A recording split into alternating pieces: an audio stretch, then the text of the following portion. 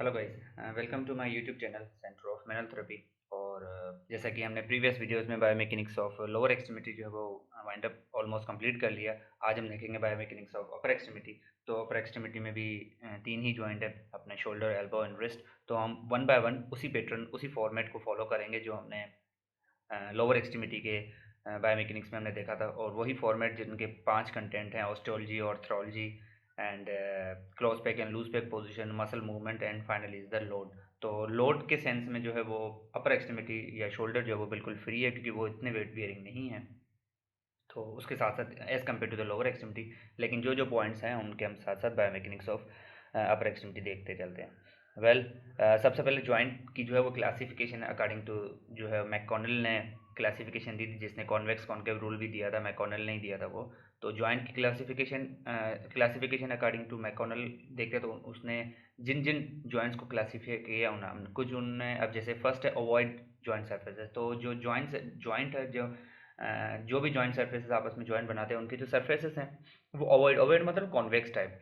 दे इधर can be the convex और concave in all direction and they are similar to the piece of egg, तभी इसका नाम Oval.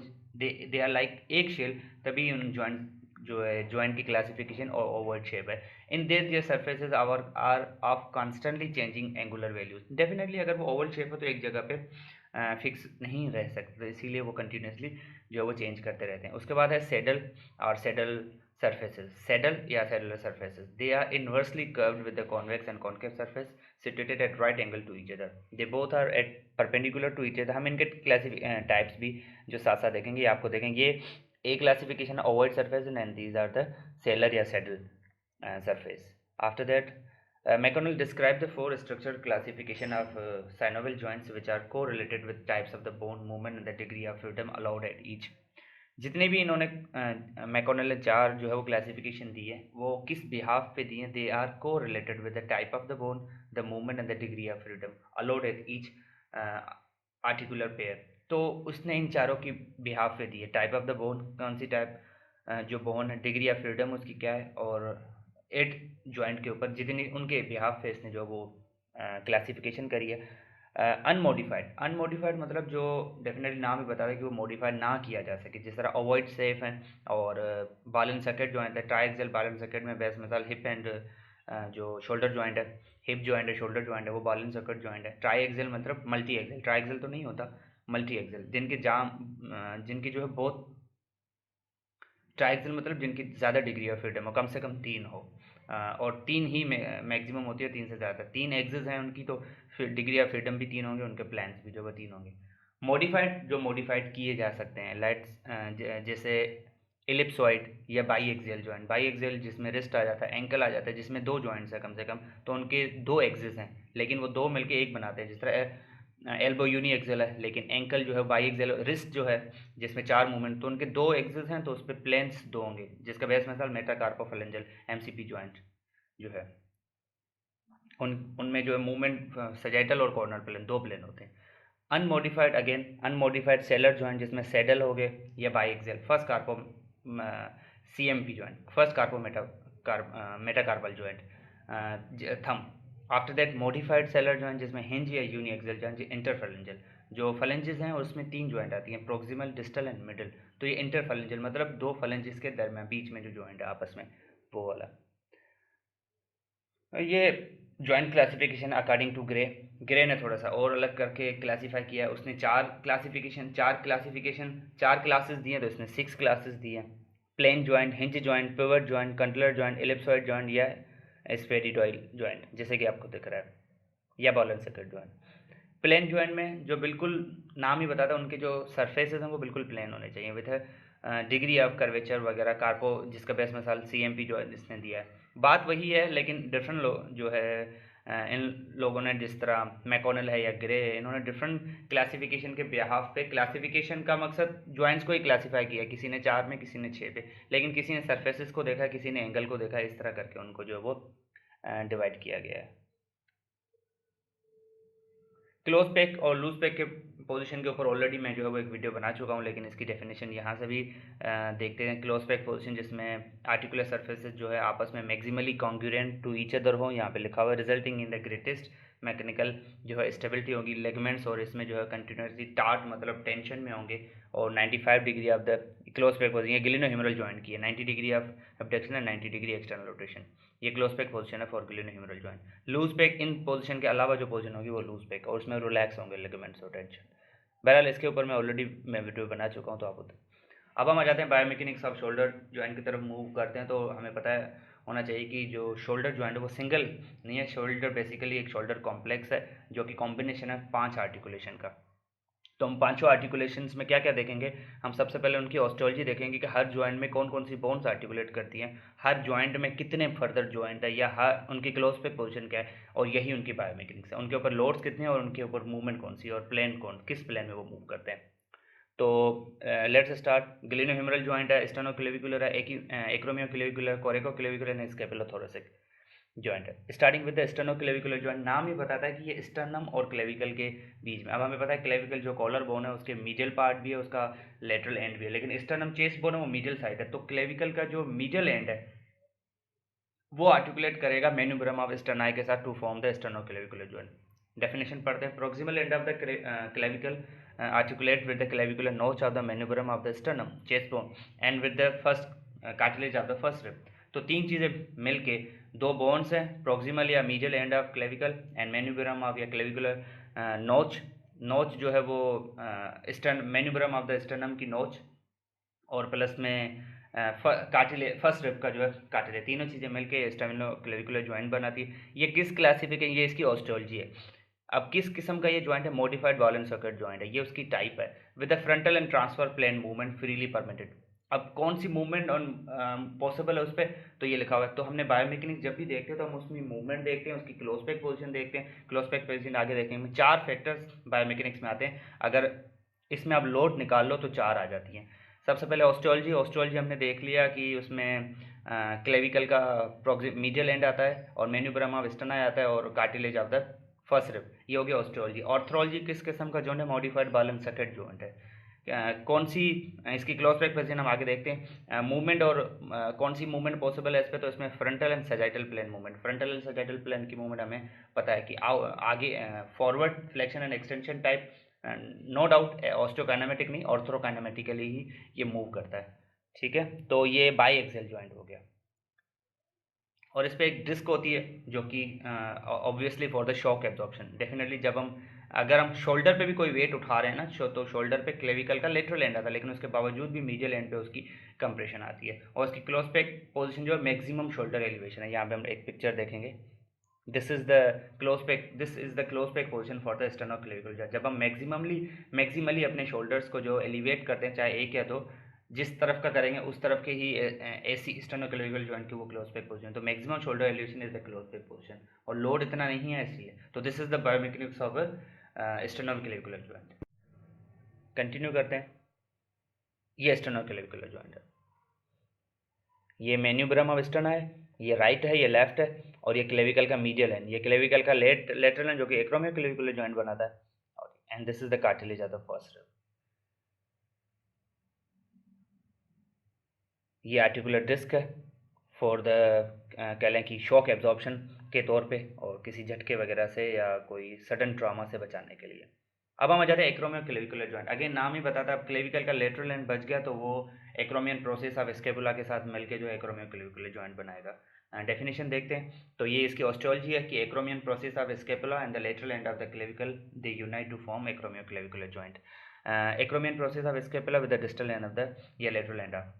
अब उसकी जॉइंट की टाइप देखते हैं, तो इरेगुलर डाईआर्थरल जो है ये जॉइंट टाइप है, और दे ये डिफरेंट 5 इसकी वेरिएशन जो वो आइडेंटिफाइड है मिलती हैं। 5 different morphological types they are identified. मतलब लाजमी नहीं कि एक जो है वो वेरी करे, ये एक ही जगह भी कांस्टेंट है, वेरी इसकी शेप जो है वेरी करती रहती है। और इसकी क्लोज पैक पोजीशन ये है कि 90 डिग्री ऑफ एबडक्शन। जब हम ह्यूमरस को 90 डिग्री एबडक्ट करते हैं, आगे पिक्चर भी हम देखेंगे। तो इसकी ऑस्टियोलॉजी क्या हुई, acromion process of scapula plus में लेटरल एंड ऑफ या distal end of clavicle. Osteology orthology, ये इरेगुलर डाईआर्थरल जो है जॉइंट है, इसकी close back position 90 degree of abduction, और लोड मैंने बताया अगेन शोल्डर पे इतना नहीं होता, और यही इसकी क्लोज बैक पोजीशन है। मूवमेंट जो है वो कौन सी इनमें मूवमेंट प्लान, तो ये उसके साथ ये इरेगुलर डाईआर्थरल जो है ना, तो ये कॉम्बिनेशन में मूव करता है, तो इसका एक मकसूद जो है इसका प्लान नहीं है, लेकिन ये ऑर्थोकाइनेमेटिकली मूव करता है और with respect to the other joint like coracoclavicular या glenohumeral, and this is the 90 degree of abduction, and this is the close back position for acromioclavicular joint. ये है lateral end of clavicle and this is the acromion process of coming from the back and this is the clavicle। आगे बढ़ेंगे यहाँ पे हम देख सकते हैं this is the lateral end of clavicle, this is the acromion process of, और इन दोनों को यूनाइट करने के लिए लिगामेंट वगैरह भी यहाँ पे मौजूद है। कमिंग टू द थर्ड कोरेकोक्लेविकुलर, नाम ही बताता है कि coracoid process of scapula and clavicle, तो अगेन क्लेविकल जो है 3 जॉइंट यहाँ पे बना रहा है, तो ये इसकी ऑस्ट्रोलॉजी होगी। सिंडास्मोसिस ये क्लास जो है वो इसकी टाइप कह लें joint की। This is formed when the coracoid process of scapula and the inferior surface of clavicle they are bound together by the ligament। ये वाहिद जॉइंट है जो जिसमें ज़्यादातर 2 से 3 लिगामेंट जो है बन के ही बेसिकली लिगामेंट्स ही इनको जो है वो जॉइंट बनाते हैं, जिसका नाम जो है कोरेकोक्लेविकल। लिटिल मूवमेंट जो है इसके ऊपर परमिटेड है, तो मूवमेंट इस पर लिटिल मूवमेंट जो है परमिटेड है अलॉन्ग विथ अदर जॉइंट, और ये अगेन ऐसी जॉइंट है। ये अगर हम देखेंगे तो कोरेकोइड और लिगामेंट्स ने ही बेसिकली, ये एक्रोमियन प्रोसेस है, ये क्लेविकल, तो ये एक्रोमियोक्लेविकुलर जॉइंट है। ये जहाँ पे क्रॉस है ये इसीलिए इंडिकेट करा क्योंकि हम कोरेकोक्लेविकुलर पढ़ रहे हैं, इसीलिए उसको क्रॉस लगा हुआ है, and this is the coracoclavicular ligament. तो ये this is the inferior surface या जो है downward surfaces of clavicle and this is the coracoid process of scapula, तो ये दोनों मिलकर कोरेकोक्लेविकुलर जॉइंट बनाते हैं। Coming to the main true hinge, main true जो है शोल्डर जॉइंट, जो शोल्डर जॉइंट का जो मेन जॉइंट कहलाता है मोस्ट फ्रीली, और कह लें कि एक किस्म का ट्रू शोल्डर जॉइंट वो ग्लेनोह्यूमेरल जॉइंट कहलाता है। तो इसकी ऑस्टियोलॉजी देखेंगे, नाम ही बताया glenoid process of glenoid fossa या glenoid cavity of the scapula along with the humeral head they form the glenohumeral joint. Most freely joint है और मल्टी एक्सेल है, हर प्लेन और हर एक्सिस में इसकी मूवमेंट है, all the movements occur almost the hemispherical head of the humerus they has a 3 to 4 times amount of surface area as the shallow glenoid। Definitely जो humoral head है वो 3 से 4 गुना जो है वो बड़ा, या कह लें कि कांटेक्ट नहीं करता, ज़्यादातर थोड़ा हिस्सा ही उसका कांटेक्ट करता है, किसके साथ, ग्लिनोइड सरफेस के साथ, जो कि बहुत शेलो है, और वो किसका प्रोसेस है, अपना स्केपुला का। ट्रू एनाटॉमिकल वेरिएशन जो है इसमें पाई जाती है कि समटाइम ये है ओवल या एक शेप मिलता है, या समटाइम जो है 55% जो है पीर शेप मिलता है। ग्लिनोइड फोसा जो है इनसर्कल्ड होता है एक रिम ऑफ कार्टिलेज के साथ, जिसको हम लेब्रम कहते हैं, जो कि ट्रायंगुलर होता है, और वो उनको डीपन करता है, और वही उनको कह लें कि केविटी को जो है स्ट्रेंथ और डीपन जो है वो क्या कह लें कि उसको मजबूती या स्टेबिलिटी प्रोवाइड करता है। और joint capsule, long head of bicep and glenohumeral ligament, ये जो ग्लिनोइड फोसा जो केविटी के बारे में कि ये इन चीज़ों से सर्कल होता है, और जॉइंट कैप्सूल तो वो स्ट्रक्चर होती है जो हर जॉइंट के ऊपर मौजूद होते हैं, वो कहीं ना कहीं से। उसी तरह शोल्डर जॉइंट पे भी ये चारों हर तरफ से जो है वो सर्कल्ड होता है सिवाय इन्फीरियर, इसीलिए इन्फीरियर जो है ये डेफिशिएंट होता है, इसीलिए ही ज़्यादातर जो डिसलोकेशन होती है वो एंटीरियर इन्फीरियर या जस्ट इन्फीरियर होती हैं, just because of there is the lack of the capsule, और ये कैप्सूल ही स्टेबिलिटी प्रोवाइड करता है। सीवियर जो है several ligaments they merge with the glenohumeral joint capsule including the superior, middle and inferior GH glenohumeral ligaments on the, ये एक different ligaments के नाम है जो कि स्टेबिलिटी प्रोवाइड के और along with capsule. Again 90 degree of abduction and 90 degree of external rotation, this is the 90 degree of abduction, 90 degree of external rotation, and this is the close back position. तो osteology हमने देख ली, हमने उसकी movement देख ली, all the movements जो है वो possible है एट द ग्लिनोह्यूमेरल जॉइंट, हमने उनकी क्लोज बैक पोजीशन देख ली। This is the biomechanics of glenohumeral joint. ये ग्लिनोइड ह्यूमरल हेड है और ये ग्लिनोइड फोसा है स्केपुला का। ये लिगामेंट्स के नाम है CCL कोरेकोक्लेविकुलर, कोरेको एक्रोमियल, और coracoid, superior SGHS superior glenohumeral, MGHL middle glenohumeral, and IGHL inferior glenohumeral, ये लिगामेंट्स का नाम है। रोटेटर कफ मसल्स जो है 4 बेसिकली सिट्स का, जिसके लिए जो है निमोनिक है अपना सिट्स का, सुप्रास्पिनेटस, इंफ्रास्पिनेटस, टीरिस माइनर एंड सब स्कैपुलरिस, जिसमें से सब स्कैपुलरिस एक्सटर्नल रोटेटर, बाकी जो तीनों शुरू वाले हैं वो इंटरनल रोटेशन में हेल्प करते हैं। बहरहाल रोटेटर कफ मसल भी हेल्प करते हैं स्टेबिलिटी में, और ये जॉइंट कैप्सूल के साथ मिलकर बहुत ही मेन रोल प्ले करते हैं रोटेशन और स्टेबिलिटी में। और सबसे पहले जैसे ही मैंने प्रीवियस वीडियो में बताया था कि जैसे ही इनके ऊपर एक कोई स्टिमुलस या कोई मैसेज या कोई कॉन्ट्रैक्शन का पैगाम आता है हायर अथॉरिटी ब्रेन से, तो ये सबसे पहले क्या करते हैं, ह्यूमरल हेड को पकड़ के जो है ग्लेनोइड में जो है वो बिल्कुल फिक्स कर देते हैं, ताकि जो है वो, और फिर उसके बाद ही कोई मूवमेंट। तो पहला काम जो सर अंजाम देते हैं वो ये दें कि वो स्टेबिलिटी प्रोवाइड करते हैं, वो फिक्सअप करते हैं ह्यूमरल हेड को। तो डेफिनेशन थोड़ी सी पढ़ लेते हैं। सेप्रास्पेनेटस इंफ्रास्पेनेटस, ये सेट्स का फॉर्मूला है। Supraspinatus infra teres minor, they participate in the lateral rotation, जैसे कि मैंने बताया, वाइल द सबस्केपुलर जो है मीडियल रोटेटर है, बाकी तीनों लेटरल रोटेटर। वैसे सेप्रास्पेनेटस प्राइमरली जो है वो एबडक्टर है, वो आगे चल के हम पढ़ेंगे, लेकिन इनमें भी जो है कंट्रीब्यूट करता है। रोटेटर कफ मसल सराउंड करते हैं शोल्डर को on the posterior, superior and anterior side पे। इन मसल्स में जैसे ही टेंशन आती है, सबसे पहले ह्यूमरल हेड को ग्लेनोइड फोसा में देते हैं और स्टेबिलिटी प्रोवाइड करते हैं। जैसे कि मैंने ऑलरेडी, कोई भी मूवमेंट आप एक भी इन चारों में से किसी को भी अगर जैसे ही कोई भी मूवमेंट आप परफॉर्म करते हो, लाइक एबडक्शन, कोई भी मूवमेंट, तो सबसे पहला काम ये करेंगे कि ये रोटेटर का मसल कॉन्ट्रैक्ट होकर ह्यूमरल हेड को फिक्स कर देंगे, बाकी काम बाद में। Rotator cuff muscle and the bicep, they are activated to provide the shoulder stability prior to the motion of, मतलब ह्यूमरस की मोशन से पहले वो स्टेबिलिटी दे, जैसे कि मैंने बताया। क्लोज बैक पोजीशन इसकी when the humerus is abducted to 90 degree and laterally rotated. Lastly is the scapular thoracic joint, जो कि एक जॉइंट तो नहीं है लेकिन एक इमेजनरी रिलेशनशिप है, क्योंकि जॉइंट मतलब दो चीज़ों का मिलाप। इट डजेंट मीन कि एक दूसरे से बिल्कुल जुड़े रहना नहीं, बस दो चीज़ों का एक किस्म का कह लें कि एक चीज़ एक जगह पे दो चीज़ें पड़े, तो एक इमेजनरी जो है वो जॉइंट बनाया गया है। The scapula can be move, scapula thoracic, again इसकी नाम भी बताता है कि स्केपुला का मीडियल पार्ट और स्केपुला और थोरेसिक के बीच में, द स्केपुला का जो है मीडियल पार्ट और थोरेसिक के बीच में एक रिलेशनशिप शो गया है, जिसका नाम इन्होंने स्केपुलो थोरेसिक जॉइंट दिया है। वेरल इसका जो मेन इंपॉर्टेंस है वो स्केपुलो ह्यूमरल रिदम है, जिसके ऊपर मैंने ऑलरेडी जो है वो एक वीडियो बनाई हुई है, तो आप काइंडली मेरे चैनल में गिवन है, तो आप उधर से देख लीजिएगा। और scapula can move both in sagittal plane and frontal plane. Sagittal plane में मूव करेगी तो वो आगे की तरफ मूव करेगी, मतलब प्रोट्रैक्शन एंड रिट्रैक्शन। और फ्रंटल प्लेन की जो इसकी मूवमेंट कह लें कि काउंट होगी, तो वो downward and inward, upward and downward rotation. बहरहाल मसल्स टू स्केपुला, सबसे पहले क्या कहते हैं, स्टेबिलिटी ऑफ शोल्डर रीजन देते हैं एंड फैसिलिटेट, क्योंकि ऐसे बहुत सारे मसल हैं जो शोल्डर से निकल के, नेक से निकल के स्केपुला पे लगते हैं, या स्केपुला से निकल के, जिसका बेस्ट मिसाल है जितने भी सेप्रास्पाइनेटस सब स्केपुला से, ये स्केपुला से निकल के शोल्डर पे जाके वर्क करते हैं, लेकिन इनकी ओरिजिन वगैरह इधर ही है। तो they play a very key role in the stability of the shoulder region and also facilitate the humeral movement according to the scapulohumeral rhythm by altering their position, by changing their position. This is the imaginary scapulothoracic joint among the medial. This is the medial border of scapula. This is the axillary or lateral border. This is the superior border, and this is the thoracic region. So imaginary relationship between them is called scapulothoracic joint. Bursa already मैं बता चुका हूँ कि they are the sac like structure, fluid filled sacs like lined with the synovial membrane. They have a key role in the shock absorption. They work as a cushion and reduce the friction and provide the friction free movement.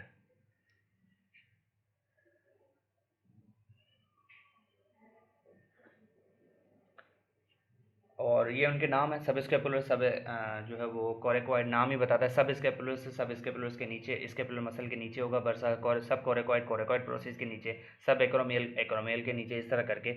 और sub scapular and sub coracoid, they are the responsible for managing the friction of superficial fibers of the subscapular muscle against the neck of the scapula, the head of humerus end. तो ये अपना जो है role बता रहे हैं कि वो किस तरह कहाँ पे लाई करते हैं, और again they provide the friction free movement and they reduce the friction. Bursa in the shoulder, they are the mention here like sub acromion के, एक्रोमियन प्रोसेस के नीचे होगा तो सब एक्रोमियल, नाम मेंशन है सब एक्रोमियल. सब डेल्टोइड बर्सा डेल्टोइड के नीचे, नाम ही बता, सब मतलब डाउनवर्ड नीचे, सब कोरेकॉइड, कोरेकॉइड प्रोसेस के नीचे, सब स्केपुलर, स्केपुलर्स के नीचे, इस तरह करके. अब हम आ जाते हैं मूवमेंट्स ऑफ शोल्डर की, मसल एंड मूवमेंट की, शोल्डर पे कौन सी मूवमेंट होती है और कौन से जो है मसल्स कराते हैं. तो डेफिनेटली 6 से 7 मूवमेंट पॉसिबल है. 3 प्लेन की मूवमेंट है और सर्कमडक्शन जो है ऑल एंड प्लेन है. 3 प्लेन की मूवमेंट में जो सेजेटल प्लेन की मूवमेंट है फ्लेक्शन एंड एक्सटेंशन, और एबडक्शन अपना कॉर्नल प्लेन की मूवमेंट है, और उसके साथ साथ जो है हॉरिजॉन्टल एबडक्शन एडक्शन भी आती है, और रोटेशन जो है वो ट्रांसवर्स प्लेन की मूवमेंट है, और सर्कमडक्शन ऑल इन ऑल है, कॉम्बिनेशन है. मसल्स ऑफ स्केपुला के बारे में, मसल्स ऑफ स्केपुला के बारे में एक चीज़ याद रखिएगा कि जितने भी स्केपुला के मसल्स हैं जो कि नेक से स्केपुला पे लगते हैं या स्केपुला से शोल्डर पे लगते हैं, उनका सबसे पहला जो प्राइमरी काम होता है वो अगेन स्टेबिलिटी, जैसे ही इनके ऊपर एक स्टिमुलस आती है सबसे पहले वो स्टेबिलिटी प्रोवाइड करते हैं। नाम इनके गिवन है लेविटर, स्क्यूपुलर, एम्बोइड जो कि मिडल बॉर्डर पे होते हैं, सर्टस एंटीरियर इंफीरियर एंगल पे होता है, pectorals minor and above and subclavius नाम क्लेविकल के नीचे on 4 parts of the trapezius, ये all over the middle border of या सुपीरियर बॉर्डर ऑफ स्क्यूपुला पे होते हैं। स्क्यूपुलर मसल जो है मेनली परफॉर्म करते हैं 2 function. They stabilize the scapula when the shoulder complex is loaded, जब भी शोल्डर में हम कोई थोड़ा सा वेट होता है या कोई उसको टास्क देते हैं तो शोल्डर लोडेड हो जाता है। जैसे ही शोल्डर लोड होता है तो सबसे पहले जो स्केपुलर मसल्स को मैसेज आता है कि आप स्केपुला को होल्ड करो, बिकॉज मैंने बताया था कि दे हैव अ रिलेशनशिप, उन दोनों के दरमियान कौन सा रिलेशन है, स्केपुलर ह्यूमरल रिदम का। जब तक स्केपुला एक प्रॉपर पोजीशन पे नहीं होगी आपकी शोल्डर फुल रेंज अचीव नहीं कर सकती, रेंज अचीव करेगी लेकिन फुल नहीं। तो एवरी रेंज है, हर रेंज जो भी शोल्डर पे पॉसिबल है वो फुल अगर आप लोगों ने अचीव करनी है तो आप लोगों ने स्केपुला को पोजीशन करना पड़ेगा। तो मिसाल दिया हुआ जैसे हम कोई वेट करते हैं, होल्ड करते हैं अपने हाथों में या रोम्बोइड ट्रफी से डायरेक्टली कॉन्ट्रैक्ट करके स्केपुला को स्टेबलाइज करते हैं। दूसरा वो काम ये करते हैं कि वो स्केपुला को पोजीशन इस तरह से करते हैं कि जिस तरह की हमें दरकार है। मिसाल के तौर पर हमें फुल शोल्डर एलिवेशन करनी है तो वो स्केपुला को आउटवर्ड रोटेशन में लेके जाएंगे। वैसे नॉर्मली ही स्केपुला बिल्कुल मीडियली नहीं होती, they are slightly outward in position, तो वो मैक्सिमली उनको आउटवर्ड लेके जाते हैं। लेट सपोज हमने कोई थ्रो करना है तो थ्रो करने के लिए सबसे पहले हम पीछे की तरफ हाथ लेके जाते हैं, तो जैसे ही हम पीछे की तरफ हाथ लेके जाते हैं स्केपुलर मसल स्केपुला को मीडियली रोटेट कर देते हैं। तो again they have a 2 role, firstly they provide the stability and secondly they position the scapula in such a way so that the shoulder can get full range of motion. तो moving and position the scapula to facilitate the movement of the glen again shoulder joint, like during the overthrow rhomboid muscle contract करके scapula को वो अपने medially तरफ लेके आते हैं, पीछे की तरफ, जिसको हम प्रोट्रैक्शन या रिट्रैक्शन जो है वो नाम देते हैं। ये इनका बेस्ट मिसाल है कि ये ट्रेपेजियस के फाइबर हैं, ये लेविटर स्किपुली या रोम्बॉइड मैंने जैसे कि मैंने बताया मिडिल बॉर्डर पर। तो जैसे ही अगर हमने किसी चीज़ को थ्रो करना होता है तो जैसे ही हम कोई चीज़ पकड़ते हैं और हाथ को हम हमारे पीछे लेके जाते हैं तो ना कि हमारे शोल्डर जॉइंट के मसल काम करते हैं, उसी के साथ स्केपुलर मसल स्पेशली रोम्बॉइड इस कंडीशन में थ्रो वाली पोजीशन में वो उनको मीडियली लेके जाते हैं ताकि हम फुल रेंज अचीव करें। अगर ये स्केपुल अपनी जगह पे ना हिले तो हम इतना पीछे की तरफ जो है अपना हाथ नहीं लेके जा सकते। तो this is the there are the 2 roles of muscular as we this shows the direction of the muscle pull, like rhomboid they do the protraction and they do the retraction, the serratus and they do the protraction, अपना trapezius they do the elevation and downward is the serratus anterior they do the depression type। ये उनकी muscles की origin है कि किन किन border पे जो वो कौन कौन से मसल्स जो है वो अटैच है। ये एक्सिलरी बॉर्डर है, this is the medial border. Medial पे मैंने बताया था रोम्बॉइड ऊपर माइनर नीचे मेजर, और यहाँ पे टीरीज माइनर ऊपर और टीरीज मेजर, सुपीरियरली जो वो ट्रेपेजियस लेविटर स्केपुली एंड ट्रेपेजियस, और ये वाला जो हिस्सा ये सेप्रा स्पाइनेटस कहलाता है। ये क्योंकि ये स्पाइन ऑफ स्केपुला के ऊपर है, ये मैंने जो है स्केपुला की एनेटमी में मेंशन है, आप वहाँ से जो है वो देख सकते हैं। Coming to the muscles of the glenohumeral joint की कौन कौन सी मूवमेंट जो है वो कौन कौन से मसल्स कराते हैं। तो फ्लेक्शन हमारे जो है मसल्स जो मूवमेंट कराते हैं कि जो एंटीरियर कंपार्टमेंट के मसल हैं तो वो मूवमेंट कराते हैं। प्राइमरी फ्लेक्सर्स कौन से, anterior deltoid and pec major का क्लेविकुलर पार्ट, और assisted by the coracobrachialis and short head of bicep. जैसे कि आप देख सकते हैं एक्सटेंशन ग्लेनोह्यूमरल जॉइंट पे जो अपना डेल्टॉइड जो है ड्यूरिंग अनरेजिस्टेड, अगर कोई रेजिस्टेड मूवमेंट नहीं है तो प्राइम मूवर कौन कौन से हैं, ड्यूरिंग रेजिस्टेड भी हमने साथ साथ देखना है। तो latissimus dorsi, teres major and sterno costal pectorals है। पोस्टीरियर डेल्टॉइड भी असेस करता है एक्सटेंशन में, और tricep also when the tricep specially तब जब एल्बो जो है वो फ्लैक्स होती है।